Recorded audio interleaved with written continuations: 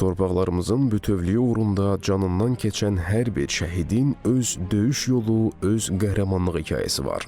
2020-ci ilin 30 noyabrında Xızı rayon ərazisində yerləşən Qara Heybət aviasiya poligonunda təlim uçuşları yerinə yetirərkən qəzaya uğrayan baş leytenant Fərid Nağıyev də başladığı həyat hekayəsinə igidliklə son qoydu.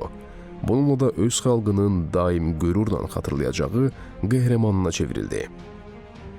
Mənim övladım Sərhəd Xidmət Akademiyasının Uçuş Mühəndisliyi fakültəsini yüksək qiymətlə, yüksək nəticələrlə bitirdi və həmin ildən Sərhəd Qoşunları nəzdində olan aviasiya İnsaylı hərbi hissəsində uçuş mühəndisi kimi, pilot kimi deyək, iş fəaliyyətinə başladı. 23 yaşında ekipaj komandiri vəzifəsinə təyin olundu. Balaca oğlumun övladına onun adını verdi. Bir şeylə təsəlli tapırıq ki, bizim övladımız şərəfli yolda getdi.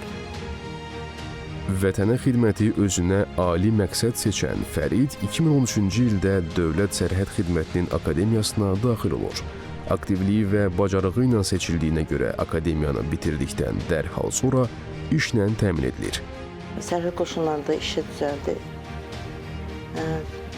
4 il işlədi orada.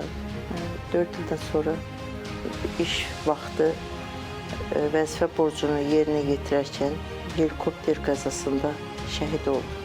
Fərid çox yaxşı oğluydu. Fərid ağıllıydı, savadlıydı, qayğıkeş balaydı. Əsl hərbiçi idi. Fərid Nağıyev dövlət sərhədinin mühafizəsinin təmin edilməsində, ərazi bütövlüyünün qorunub saxlanmasında və sərhəd mühafizəsi orqanları qarşısında qoyulmuş tapşırıqları yerinə yetirərkən fərqləndiklərinə görə vətən uğrunda Azərbaycan ordusunun 100 illiyi yubiley medalı ilə təltif edilib. 1993-cü ildə Beyləqan rayonunda şəhid olan 10 yaşlı məktəbli Cabir Hüseynov isə düşmənin xainliyinin, qəddarlığının qurbanı oldu. Heç bir günahı olmayan silahsız insanlar düşmən gülləsinə tuş gəldilər.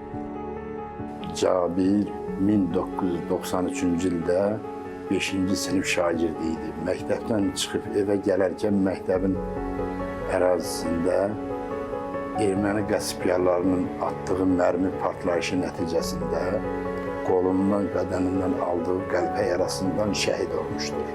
O bizim böyük evladımız olur. Onu hardasa 10 ilə qədər o bizim hər gün,